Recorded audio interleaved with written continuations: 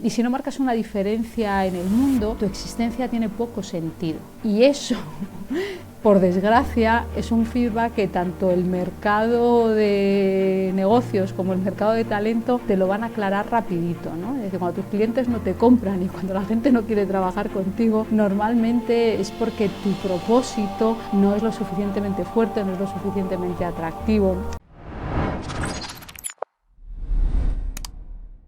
Muy buenas, bienvenidos a Dale Play al Digital. Hoy no me voy a extender mucho, tengo aquí conmigo a alguien que he conocido en una comunidad por WhatsApp y he empezado a trastear y he visto cosas muy interesantes como el libro del que hablaremos también hoy y su compañía. Pero lo primero, Susana, bienvenida. ¿Quién es Susana Gómez? Por favor, explícanos un poco quién eres y a qué te dedicas. Bueno, muchísimas gracias. Y me haces una pregunta que nos podemos estar toda la entrevista hablando de ella, pero vamos a hacerlo sencillo.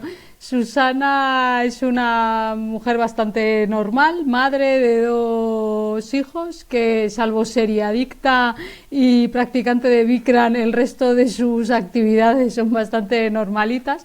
Y profesionalmente pues me he dedicado muchísimos años a hacer consultoría de estrategia, otros muchos a hacer recursos humanos, talento, personas y bueno, actualmente desde hace 8 años bueno, pues he fusionado esos 2 pasados históricos míos en una compañía que dirijo, que es Smart Culture, y desde la que ayudamos a otras compañías a alinear su estrategia con la cultura y el talento, ¿no? Y de esos 2 mundos, ¿no?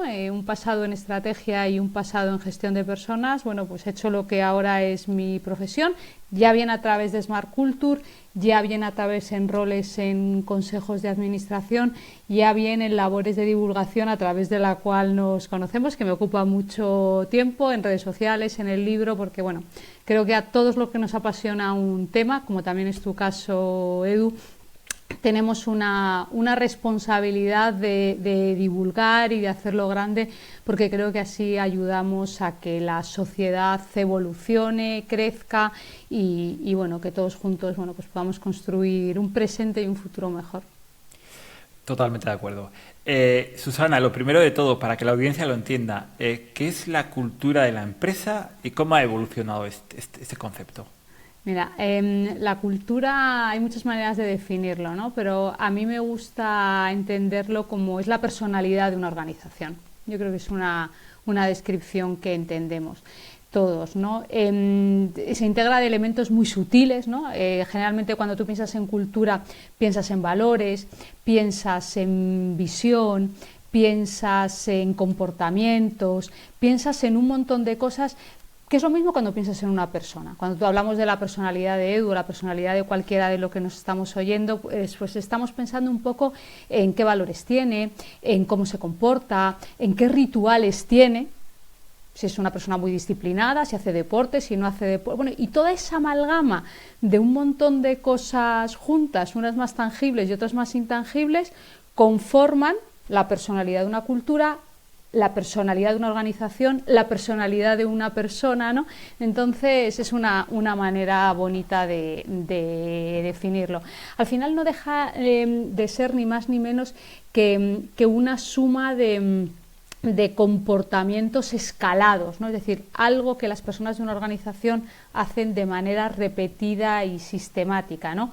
Por eso forma parte como de su ADN y bueno, pues de eso que yo llamo la personalidad de la organización.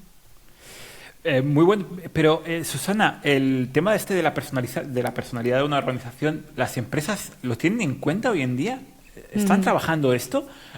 Porque me da la sensación de que no todo el mundo, o por lo menos van cambiando constantemente su forma de ser en la empresa y nos enfrentamos a un mundo donde todo cambia muy rápidamente. Entonces, ¿cómo una empresa puede centrar y puede enfocar bien esta cultura, esta personalidad?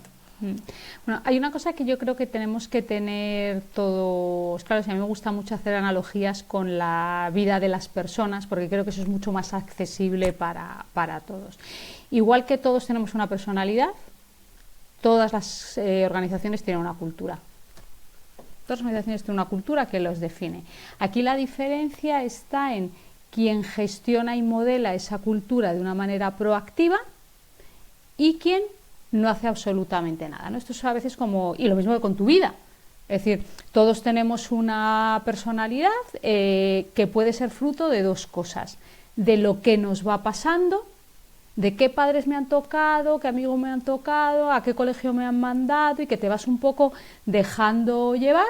O hay gente que de manera proactiva lidera su vida y toma acciones y decisiones que al final, en el momento en el que tú implementas en tu vida determinados hábitos, determinadas rutinas, sin quererlo, tú estás modificando y alterando tu manera de percibir el mundo, estás alterando a qué le das importancia, qué no, qué haces, qué no haces, estás alterando tu personalidad. Por eso las personas evolucionamos, ¿no? Yo siempre digo, la cultura de organización es como que tiene un jardín detrás de casa, ¿no? Puedes hacer dos cosas. Una es no hacer absolutamente nada y a ver qué sale, y puedes tener suerte que por el terreno que hay, que por lo que hay alrededor, oye, pues te salen florecillas, amapolas, margaritas. Bueno, no te va a salir un jardín como el de Versalles, pero pues te puede salir una cosa mona, a lo mejor no te sale nada, a lo mejor se te llena de cardos, ¿no? Entonces, bueno, pues tú lo dejas al azar, ¿no? ¿Qué hacen muchas compañías? Y sí que hay muchas compañías que eligen modelar su cultura de manera proactiva. Lo que ocurre es que aquí nos vamos a encontrar siempre con dos grupos, ¿no? Las que lo hacen de una manera más efectiva y las que no. ¿Qué diferencia fundamental hay entre esos dos grupos? Y me vas a permitir que utilicemos una palabra de una amiga común, ¿no? que es Vanessa, ¿no? Es que hay mucho postureo. Hay muchas compañías y hay muchas organizaciones que abordan el tema de la cultura desde algo que tenemos que hacer porque sabemos que es importante, porque nos gusta ser reconocidos como una persona como una organización que trabaja la cultura, porque sabemos que va a traer talento. Entonces, bueno, hacemos un buen ejercicio intelectual, hacemos unos claims muy bonitos, definimos unas campañas estupendas y centramos la cultura en una campaña de comunicación. Es decir, hay muchísimas organizaciones en las que cultura es igual a campaña de comunicación interna y a veces externa. Y de ahí no pasamos, ¿no? Entonces, tú puedes decir, ¿esa compañía está trabajando la cultura? Sí, lo está haciendo. ¿Está siendo efectiva en ese trabajo de la cultura? Pues no le está sirviendo de mucho. Algo hace, ¿no? Porque desde luego es gratificante estar en una compañía en la que al final dices, oye, en cierto modo se toman en serio esto, pero también produce mucha frustración porque muchas veces hay un gap muy grande entre esa campaña de comunicación y la realidad que experimentan las personas que trabajan dentro de la organización o que se relacionan con la organización. Y una cosa que no hay que olvidar es que clientes, proveedores, partners también experimentan la cultura de una organización, ¿no? ¿Qué hacen las organizaciones que son muy eficaces trabajando la cultura? Que también las hay, ¿no? Lo primero que hacen es entender qué relación hay entre su cultura y su estrategia. Es decir, al final, cultura y estrategia son como dos hermanos gemelos que se pueden llevar muy bien o se pueden llevar muy mal. Cuando la cultura y la estrategia están alineadas, es decir, cuando tú tienes los comportamientos, los valores, los rituales y esa personalidad que está muy alineada con el lugar en el que quieres estar en el futuro, tú vas a tener ahí un gran aliado que trabaja 24 horas al día para ti. Cuando eso no es así, vas a tener un gran problema. Ejemplo, hay muchas organizaciones que en su estrategia tienen muchas iniciativas vinculadas con transformación. Tú que estás en el mundo digital, hay muchas organizaciones que tienen en su estrategia una agenda digital como una de sus prioridades estratégicas. Si mi cultura es una cultura en la que la toma de decisiones toma mucho tiempo porque requiere mucho consenso y hay mucha aversión al riesgo, si es una cultura mucho de pertenencia y de hacer lo que todo el mundo hace y de no retar, si tienes esa serie de cosas en tu cultura, va a ser muy difícil que esa agenda de transformación se haga realidad. Ojo, si no lo tienes y tú tienes una agenda tal, que imagínate que en tu estrategia está reducir al máximo el riesgo porque eso es lo que le da confianza a mis accionistas, a mis clientes, etcétera. Pues ese modus operandi puede ser el adecuado. Es decir, no hay culturas buenas o malas, hay culturas más alineadas con la estrategia y menos alineadas con la estrategia. Con lo cual, las compañías que gestionan de manera efectiva su cultura son aquellas que son capaces de vincular cultura y estrategia. Y a partir de aquí, comportarte en consecuencia. Es decir, ¿qué tengo yo que cambiar en mi organización para que esa cultura vaya evolucionando al lugar donde me va a ayudar a hacer mi estrategia posible? Hay cosas que estoy apuntando porque son muy buenas. El tema has dicho que no cualquier cultura puede ser buena, ¿no? Hay una pregunta que tengo al respecto. ¿Todos tenemos que tener la misma cultura? Porque es que me da la sensación de que las empresas a veces quieren copiar la cultura de otras y esto puede generar un problema, entiendo. Bueno, te da la sensación, con certeza te afirmo que es así, porque somos baguetes. Mira, una cosa, yo que he estado muchos años, como te decía, en consultoría estratégica y también en el área de personas, una cosa que le ha hecho mucho daño al mundo organizativo es la best practice. Ese es el peor de los males del mundo organizativo, entendiendo que puede ser una fuente de inspiración, ¿no? De hecho, tú vas a la mayor parte de foros que hay, de cualquier ámbito, de cualquier profesión, recursos humanos, marketing y tal, y siempre está, no, best practice, lo que ha hecho fulano, lo que ha hecho mengano, etcétera, ¿no? Entonces, a veces lo de la best practice es como querer comprarte el mismo pantalón de una que va por la calle y pensar que te va a quedar igual. Pues no, claro. Es que a Naomi Campbell le quedan bien unas cosas que a mí no me van a quedar bien. Y a mí me quedan bien unas cosas que a otra señora que pasa por ahí por la calle no le van a quedar bien. Porque es más fácil copiar que hacer ese análisis del que yo te estoy hablando, que es un análisis muchísimo más fino, ¿no? Porque copiar es muy fácil, dices, mira, ¿qué está haciendo? ¿Qué tal? Mira, y tal, y no sé qué, hay una campaña, y han hecho unos focus groups, y han puesto una app de no sé cuántos, y al final, eso es muy fácil.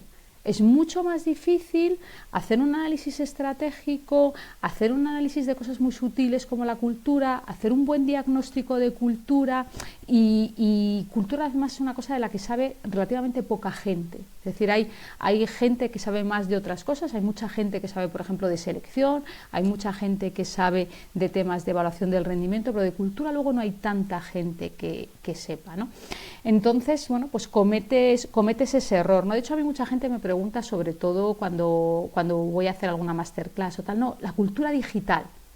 ¿Cuál es la cultura digital? Digo, pues depende. Digo, mira, Amazon, Google, Uber, te puedo hablar de 1000 compañías que operan en el mundo digital y tienen culturas muy, muy diferentes, muy diferentes. Entonces, te vale cualquiera.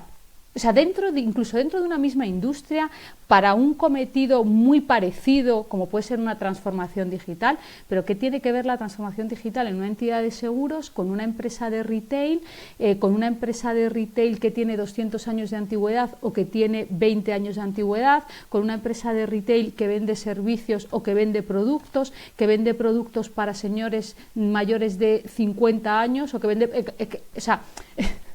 Si es que las empresas, aunque parezca que hagan lo mismo y parezca que se dirigen en la misma dirección, son muy, muy diferentes. Totalmente. ¿Y dónde entra aquí el propósito?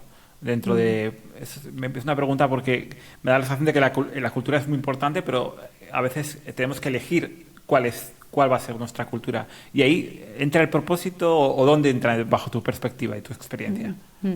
Para mí el propósito es la piedra angular sobre la que pivota todo y sobre la que debe pivotar todo, y yo soy muy pesada con el tema y no me canso ni cuando hablo de organizaciones, ni de equipos, ni de liderazgo, porque el propósito es la razón de existir de una organización, ¿no? El propósito es aquello que da respuesta a la pregunta ¿para qué existe esta organización?, ¿no? Y en ese ¿para qué existe esta organización? La respuesta facilona es para ganar dinero. Yo siempre digo, sí, pensar que una organización existe para ganar dinero es lo mismo que pensar que Edu, tú, cualquiera de los que nos oye en este momento, que yo, estamos para producir glóbulos rojos. ¿Los necesitamos? Por supuesto que necesitamos los glóbulos rojos, por supuesto que las empresas necesitan dinero, pero no existen para eso. De hecho, yo reto a cualquier compañía que me responda a eso, a que hay 3 maneras en las que ganaría mucho más dinero de la manera en la que ha elegido ganarlo, ¿no? Entonces, la pregunta es, ¿por qué has elegido ganar dinero de esa manera, ¿no? Es decir, ¿qué es lo que tú haces mejor que nadie?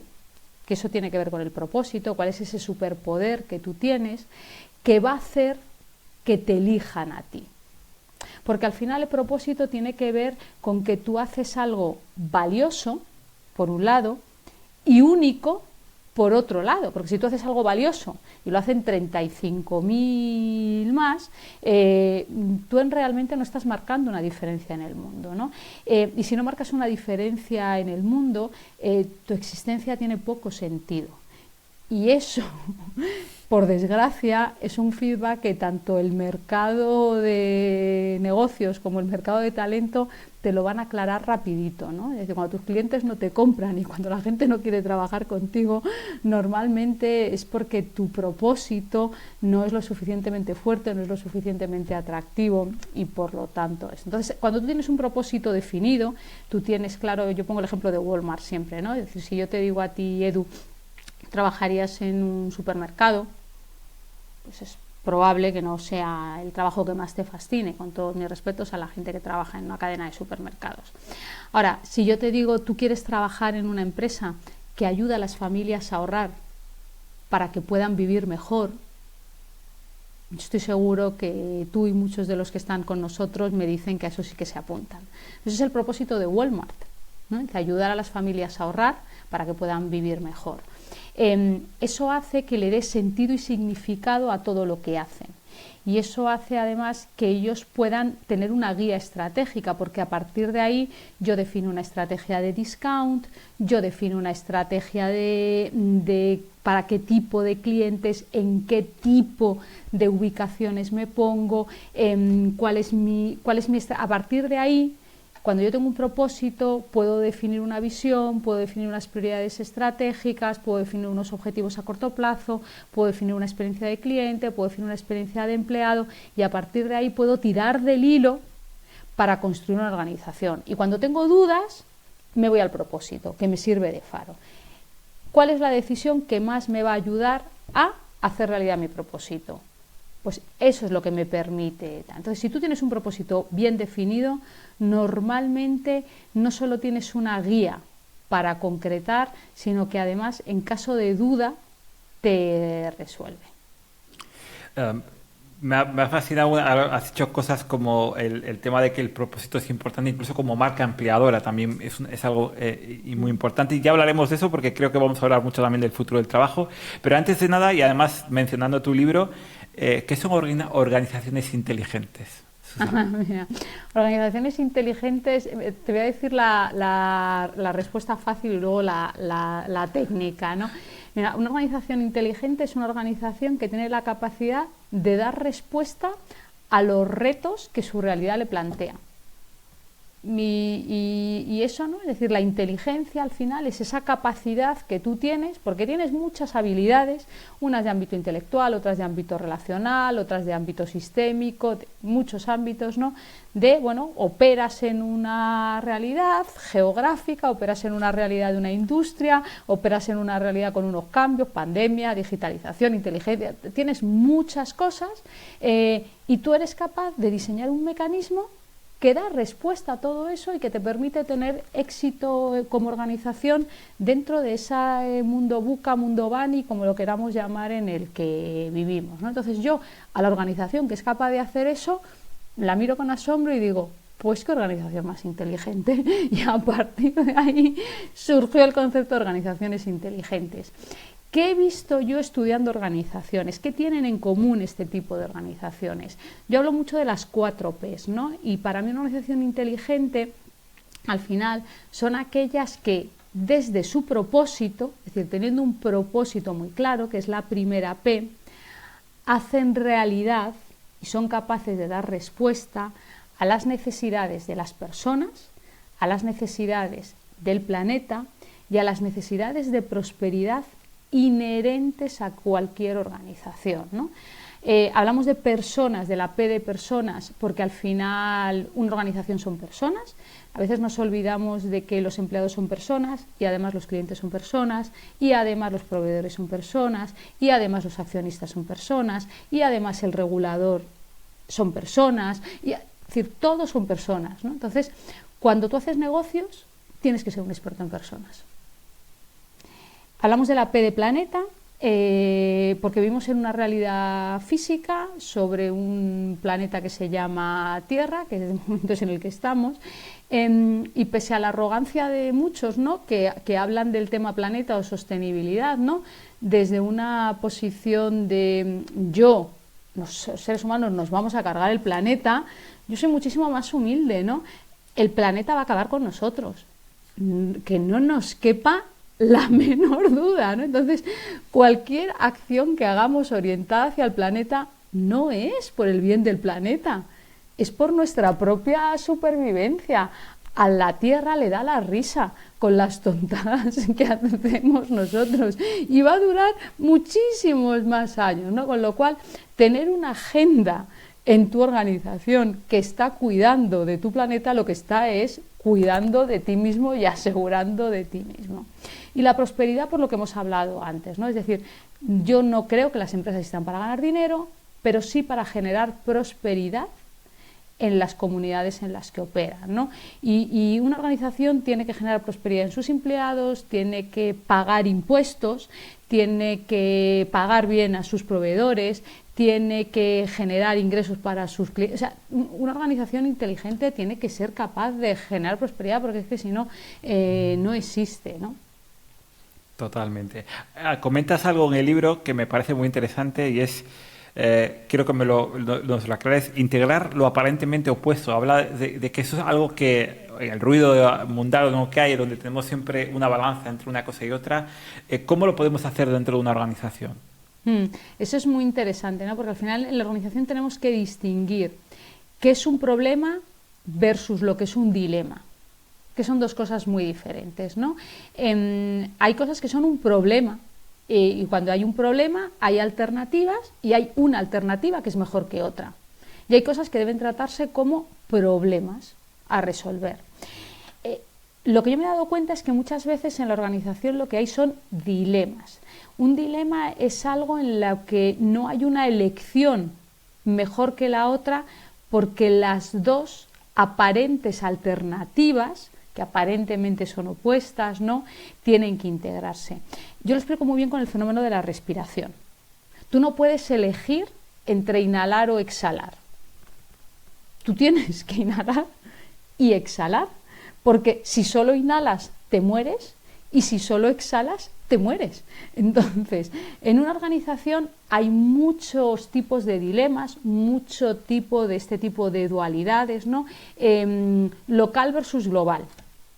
El negocio local versus la estrategia global, ¿no? El corporativo versus el país. El corporativo y el país. El individuo y el equipo. El individuo y el equipo.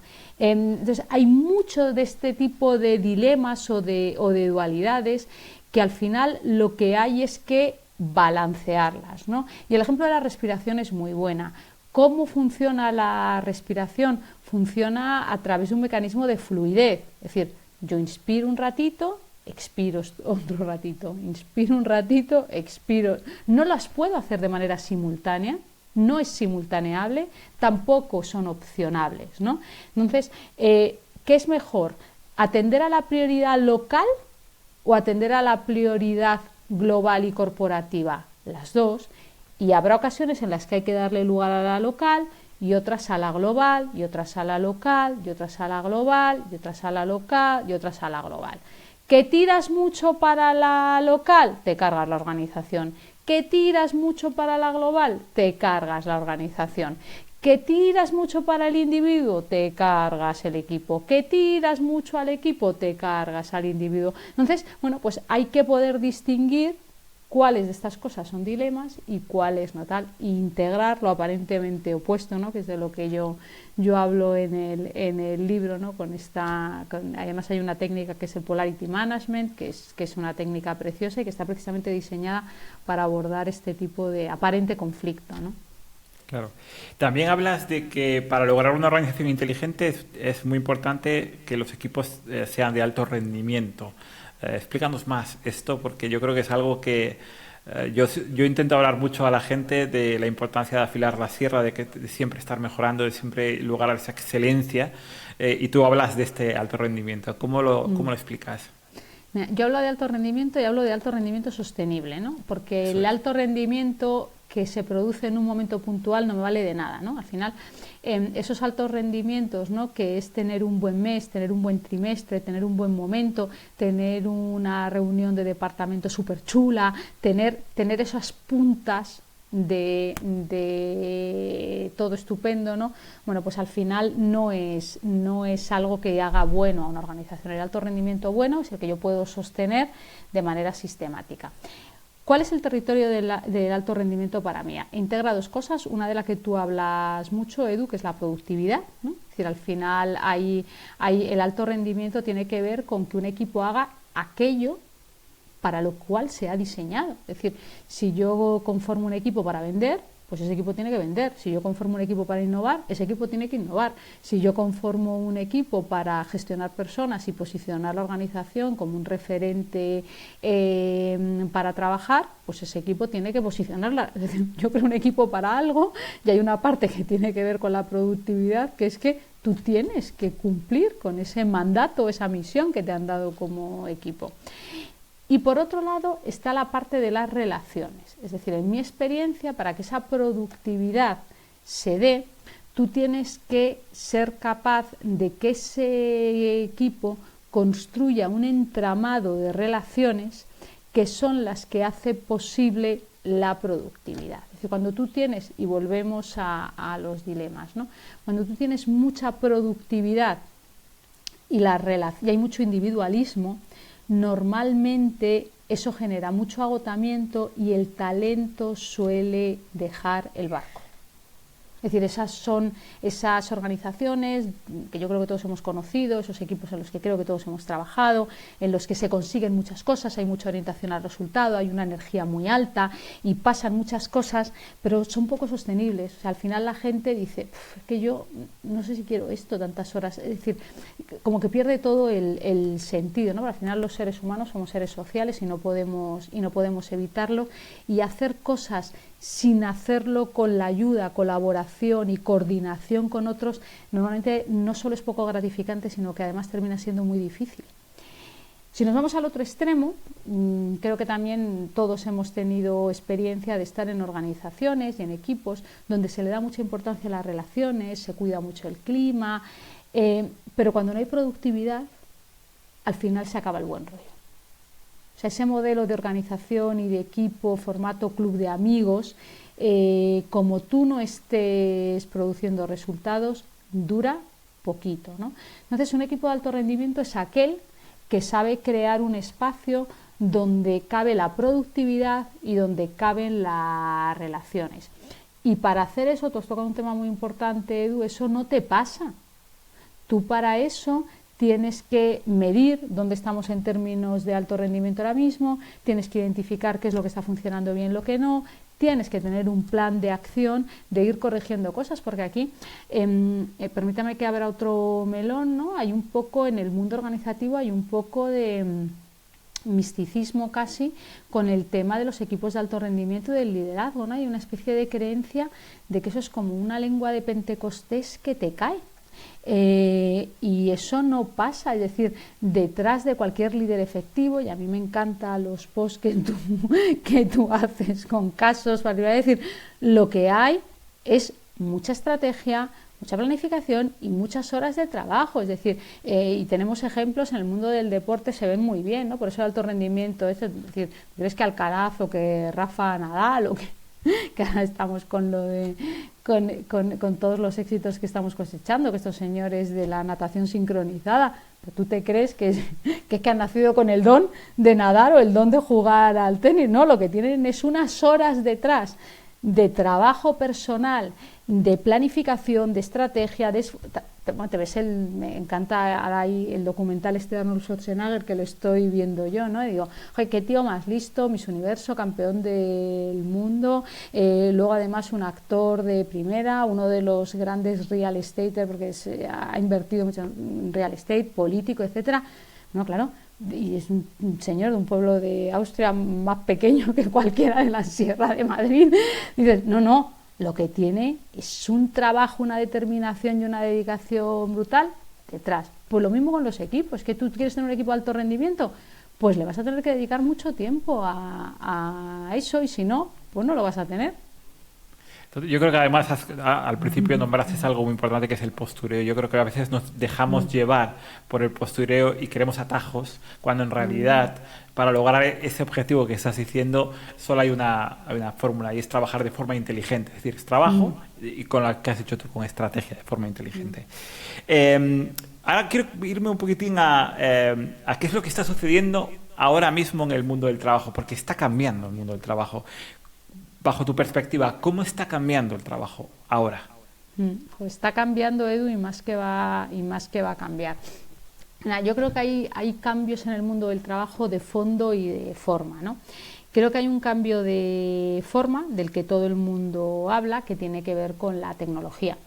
Es decir, al final, cuando hay saltos tecnológicos, o sea, cuando hay una tecnología disruptiva que entra en el mundo laboral, eso genera cambios de mucho calado, no solo en el mundo del trabajo, sino en la sociedad. Porque hay una cosa que a veces no nos damos cuenta, y es que cuando el trabajo cambia, la sociedad cambia. Y esto lo hemos visto en la revolución industrial, y se ha visto muy bien, ¿no? La revolución industrial introduce una tecnología, ¿no? que es primero la máquina de vapor y luego la electricidad, que permiten la producción a escala, ¿no? Eso es un cambio que en ese momento era totalmente disruptivo, ¿no?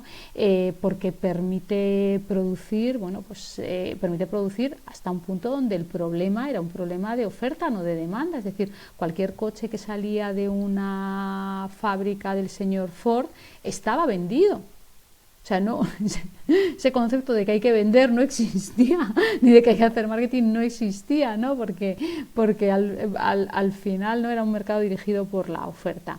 ¿Qué hace ese cambio? ¿Qué hace esa tecnología? Esa tecnología hace, que abandonemos el sector primario, ¿no? Eso es y la artesanía, ¿no? Hace que las personas pasen de ser ganaderos, pasen de ser agricultores, pasen de tener unos trabajos en los que había mucha más carga física, que no se nos olvide de lo que hay en una fábrica, ¿no? A hacer un trabajo diferente y hacer un trabajo de manera diferente, ¿no? Y eso cambia la manera de la sociedad, porque ahora ya ese trabajo se produce en un lugar que es una fábrica. Entonces tenemos que vivir cerca de la fábrica. Entonces eso produce un movimiento migratorio del campo a la ciudad, y eso entonces genera una cosa que se llama ciudad, y la ciudad genera... Entonces ese cambio en el trabajo termina teniendo un impacto evidente, y es que las personas vivimos de una manera diferente, y eso nos genera necesidades diferentes, y eso genera cosas como toda la regulación del derecho laboral viene de la revolución industrial, que ojo, los que trabajan en el campo para un terrateniente estaban mucho peor que los de la fábrica, que no se nos olvide, pero no había una circunstancia que hubiera generado la regulación de eso, porque estaba desagregado, con lo cual una cosa que parece una tontería como una máquina de vapor o una electricidad no solo cambia el trabajo, cambia la sociedad, cambia los derechos, y ahí se empieza a generar un movimiento exponencial, ¿no? Y ahora estamos viviendo lo mismo con la tecnología, ¿no? Es decir, el mundo digital lo que nos ha traído es una manera muy diferente de trabajar, que tiene un impacto en lo que podemos hacer, que tiene un impacto en la escala, es decir, igual que con la máquina de vapor o con la electricidad podemos producir cosas a escala, bueno, pues con ChatGPT puedes hacer contenidos a escala, ¿no? O puedes procesar datos con toda la parte de analytics a escala, o puedes hacer un montón de cosas a escala. También se produce, aquí ocurre un fenómeno inverso, ¿no? La revolución industrial, que es una deslocalización del trabajo, ¿no? El trabajo deja de ser un lugar para ser una actividad, porque yo puedo hacer una entrevista aquí, como estamos haciendo tú y yo, cada uno en nuestro lugar, no tenemos que ir a un estudio a grabar esta entrevista. Entonces eso genera un cambio en la manera en la que vivimos, genera un cambio en la sociedad, genera un cambio en la regulación, ¿no? Entonces la tecnología es un cambio de forma muy profundo que se está produciendo. Hay un tema de fondo que para mí ha ocurrido antes que el de la tecnología y que se está produciendo en paralelo, ¿no? Y la tecnología está ayudando, que es un cambio de la relación empleado-empleador, ¿no? Es decir, venimos de un modelo de lealtad, muy basado en la lealtad, donde había un acuerdo no explícito entre un empleado y su empleador, daba igual que fuera una pyme o una grande, que es: tú vienes aquí a trabajar, tú eres leal a mí, tú te quedas aquí y no te preocupes que yo siempre me voy a ocupar de ti. O sea, había un poco ese acuerdo, casi un poco de familia mafiosa, ¿no? Entonces tú entrabas con 15, 16, 18 años a trabajar en una tienda, para un señor que tenía una tienda, y te jubilabas allí con 65 años, o lo hacías en una fábrica de coches o lo hacías en un banco. Te vas allá a trabajar con 16 de botones y te jubilabas con 65, no sé si de administrativo, si de director de sucursal o si de presidente del banco. Pero eso, había una regla no escrita, es: tú quédate aquí, haz lo que yo te he dicho, cállate y obedece, que no te preocupes que yo me voy a ocupar de que nunca te falte de nada. Hay un momento en el que eso se rompe, y lo rompen las organizaciones, no lo rompe la persona. Lo rompen las organizaciones cuando empiezan a hacer despidos y reestructuraciones. Es decir, aquí hay una parte que se carga la regla del juego. Entonces, al final, la persona de repente se da cuenta de que un territorio que parecía que era un territorio seguro, que era su ámbito laboral, luego había gente más ambiciosa que cambiaba o no cambiaba, pero en general la gente no cambiaba, pues no es tan seguro como se pensaba. Entonces las personas empiezan a darse cuenta que no pueden poner su vida profesional en manos de un tercero y que tienen que hacerse cargo de su vida profesional, ¿no? Entonces ahí se produce esa ruptura en la que la persona empieza a darse cuenta, y ahora es mucho más evidente, que al final una empresa no es ni más ni menos que una fuente de experiencias y varias cuestiones que lo que me pueden proporcionar es empleabilidad. Es decir, a mí el haber trabajado para determinada compañía me da un logo que poner en el currículum que me ayuda a ser atractivo para otros proyectos. El haber participado en un proyecto, por ejemplo, de transformación digital, me da una experiencia que me permite ser atractivo para otras cosas o que me permite moverme a otro nivel, con lo cual ahora tenemos una relación que se basa mucho más en la empleabilidad. La moneda de cambio ha pasado de ser la lealtad a ser la empleabilidad. Esa moneda de cambio de la empleabilidad al final es una demanda y una obligación a la vez, porque si yo como empresa quiero fidelizar talento, o te proporciono experiencias que aumenten tu empleabilidad, o tú vas a dejar de querer trabajar conmigo, ¿no? Entonces, en el momento en el que la moneda de cambio es la empleabilidad, la relación empleado-empleador cambia, porque se transforma en una relación de igual a igual. Yo te doy mi talento y tú a cambio me das empleabilidad para que mi talento pueda seguir creciendo. Y te miro igual, ¿no? Te miro de igual a igual, ¿no? Y claro, cuanto más empleable es el talento, más capacidad tiene de exigir el talento, porque esta nueva moneda de cambio aumenta y mejora la posición competitiva de lo que era la demanda laboral. Entonces, eso es un cambio de fondo que además la tecnología lo impulsa, porque la tecnología es democrática en sí misma, ¿no? Es decir, cualquier persona se abre una cuenta de Instagram, se pone a hacer las cosas bien y se genera un negocio sin haberle pedido permiso a nadie, ¿no? Entonces, bueno, pues yo creo que esos dos cambios son dos cambios que afectan mucho, mucho, mucho al futuro del trabajo. Has comentado, yo creo que eso también está muy relacionado con lo que una tendencia que parece que está viniendo, que es el tema de la gig economy. De hecho, los americanos lo llaman también free workers, es decir, gente que ahora ya la relación entre empresa y empleado no tiene por qué ser en un marco temporal muy amplio, sino que puede ser mucho más pequeño y podemos ir yendo de un proyecto a otro o incluso mantener proyectos en paralelo. Esto que parece que en Estados Unidos se está viendo como algo ya más normal, tendrá que llegar en algún momento a Europa y más específicamente a España. Pero mi pregunta es, ¿estamos preparados aquí en España con nuestra cultura y nuestra forma de ser para esto? Hmm. Mira, yo creo que la principal limitación que hay con eso ahora mismo en España es la regulación. Hay una parte de mindset, y es que sí que creo que muchas organizaciones siguen en esa idea de mis empleados, para yo poder administrar su tiempo, porque seguimos trabajando en un formato hora hombre, aunque creamos que no. Es decir, nosotros tenemos muy instaurado en la cabeza el que las horas son equivalentes a valor producido, ¿no? Que esto viene mucho de la fábrica, ¿no? Es decir, en un modo fábrica donde yo soy una parte de un proceso productivo, donde lo que hago es poner 2 tornillos, cuantas más horas esté poniendo tornillos, más tornillos pongo, siempre y cuando esa franja de hora, bueno, yo no entro en un tema de agotamiento que ralentizo y tal, pero hay una relación bastante directa entre horas de presencia y valor producido. Eso en el conocimiento, en los trabajadores del conocimiento, que son gran parte cada vez más lo va a ser, ¿no?, de la gente que trabajamos, eso no funciona así. Y lo sabemos todos, es decir, tú esto se lo explicas a cualquiera y te da la razón, pero seguimos operando bajo el antiguo paradigma, ¿no? Por eso nos gusta la presencialidad, por eso nos gusta nuestro equipo, ¿no?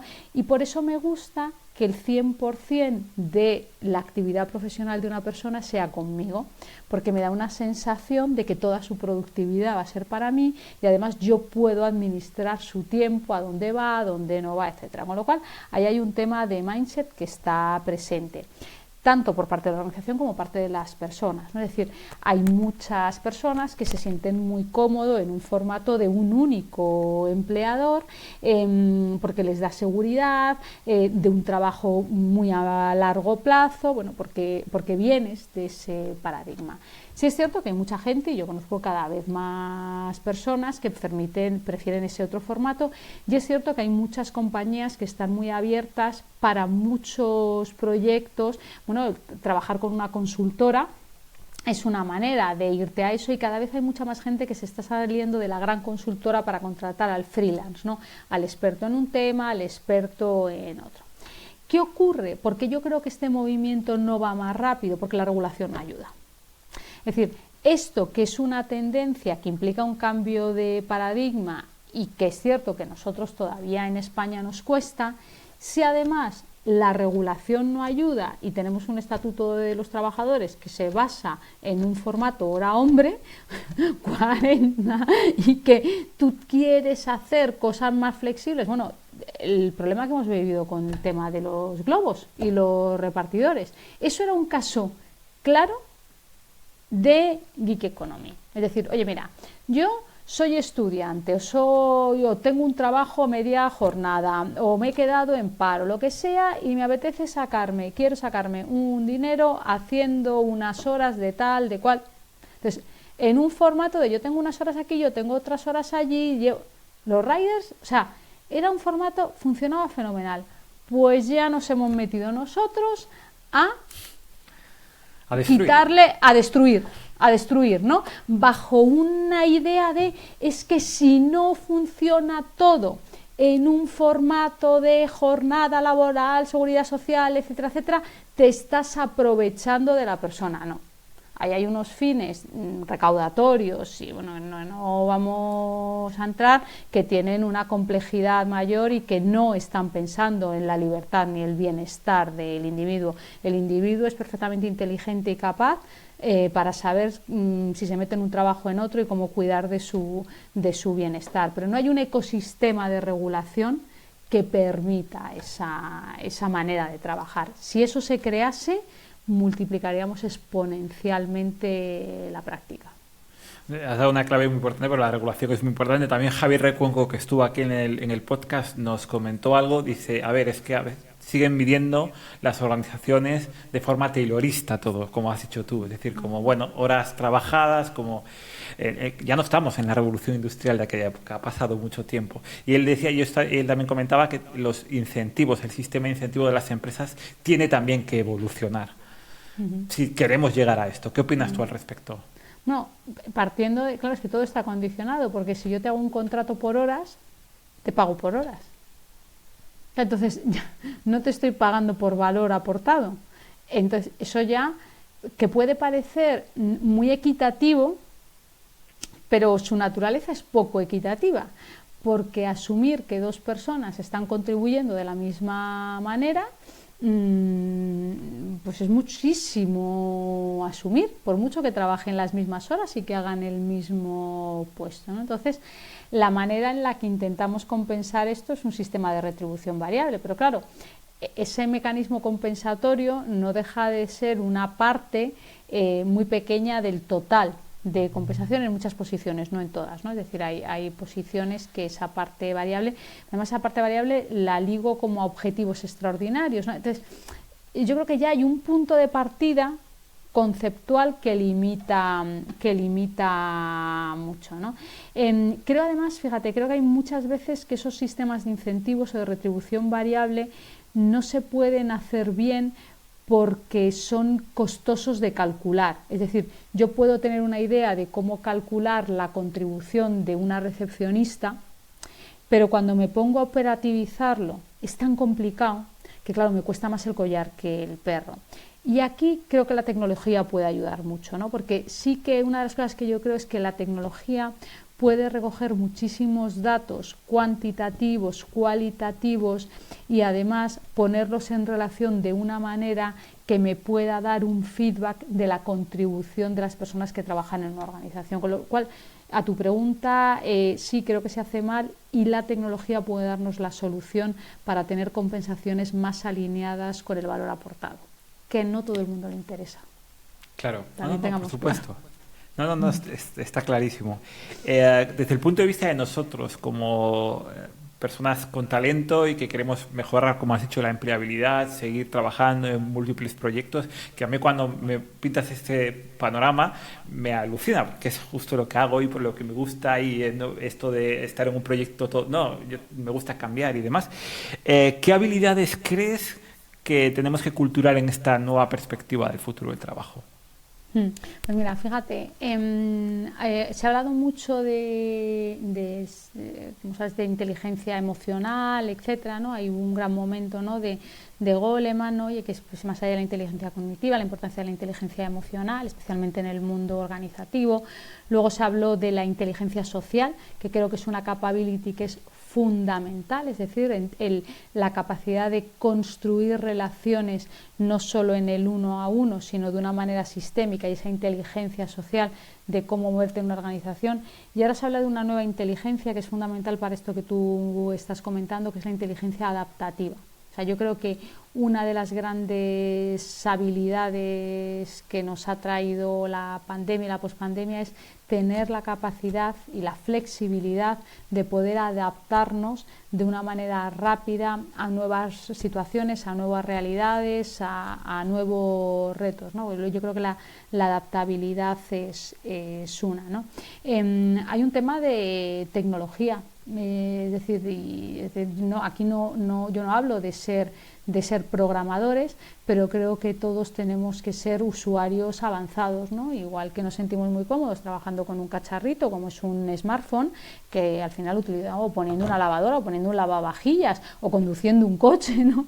Es decir, tú tienes que tener una habilidad para utilizar la tecnología que está disponible para ti, que es algo que venimos haciendo los seres humanos. Yo no sé, haré como una especie de tema con eso. No es que no todo el mundo se va a poder digitalizar, no es que no todo el mundo va a poder hacer una transformación digital. Oye, que no estamos aquí pidiendo a nadie que programe un cohete para ir a la NASA. Oye, la gente conduce, la gente a mí cuando dice, no, es que en mi organización no todo el mundo se va a poder hacer un reskilling o upskilling, digo, mira, cualquiera que maneje un cacharrito de estos, a mí ya no me cuenta cuentos.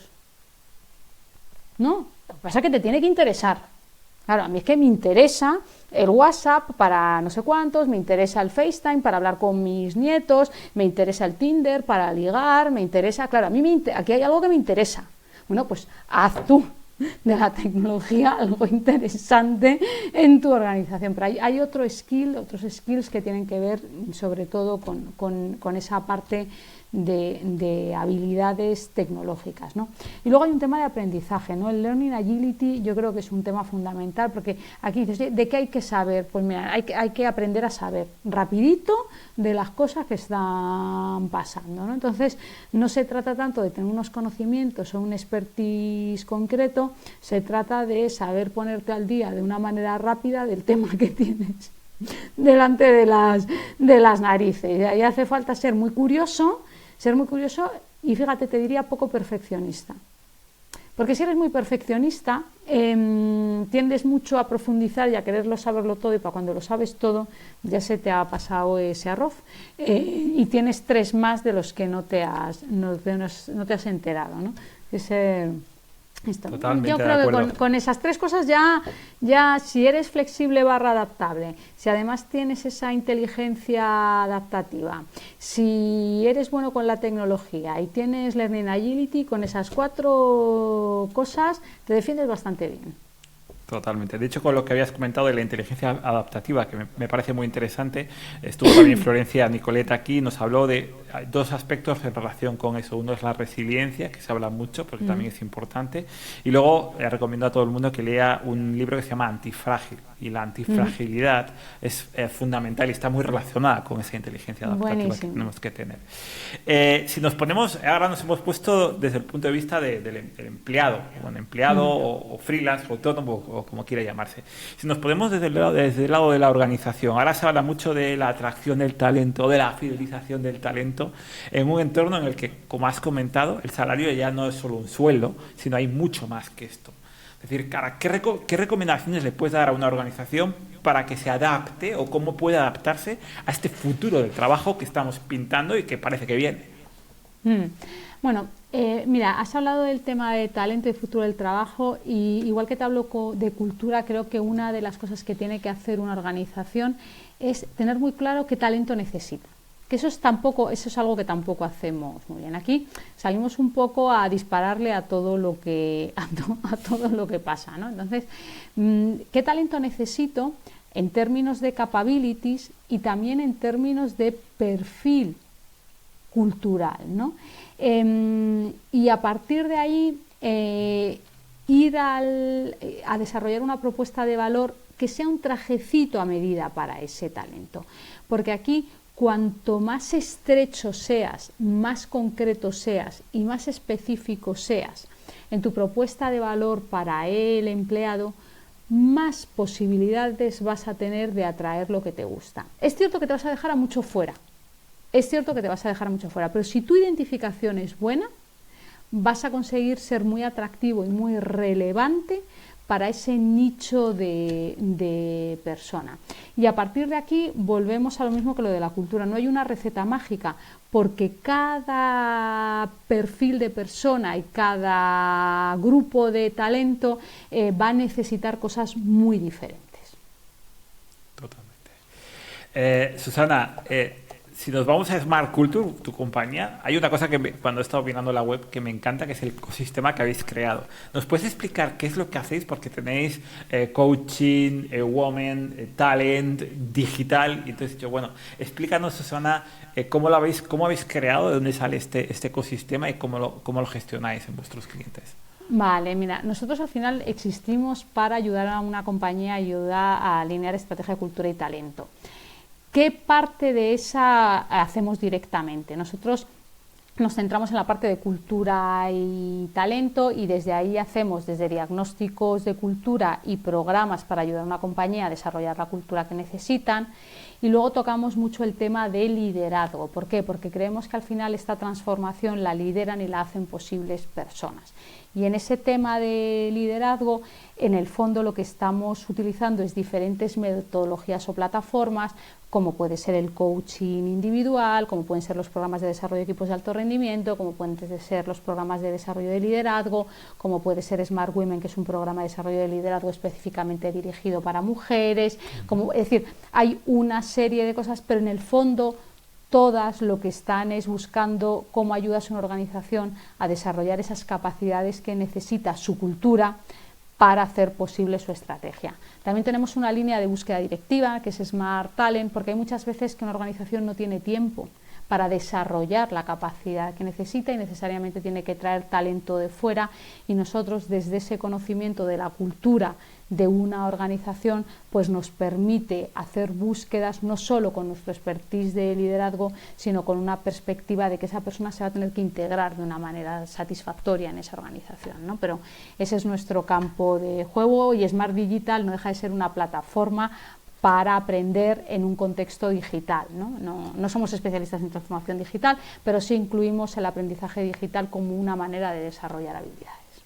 Y forma parte de lo que has hecho, todo es tecnológico, entonces necesitan las organizaciones ponerse. Efectivamente. Bueno, pues yo lo que quería era primero recomendar a todo el mundo que lea el libro de Organizaciones Inteligentes, porque es muy interesante. Muchas de las cosas que has comentado están dentro del libro y creo que muchas más. Y luego, por otro lado, darte las gracias por haber estado. Yo creo que nos aporta mucho valor porque hay muchas empresas aquí detrás de la audiencia y seguramente ya tienen Smart Culture para ponerse en contacto contigo, que te contacten. ¿Dónde te pueden encontrar, Susana? A mí se me encuentra muy fácil en LinkedIn y en Instagram. Pone Susana Gómez Foronda y salgo muy fácil en los dos sitios. Bueno, pues muchas gracias por habernos acompañado y nos vemos por las redes.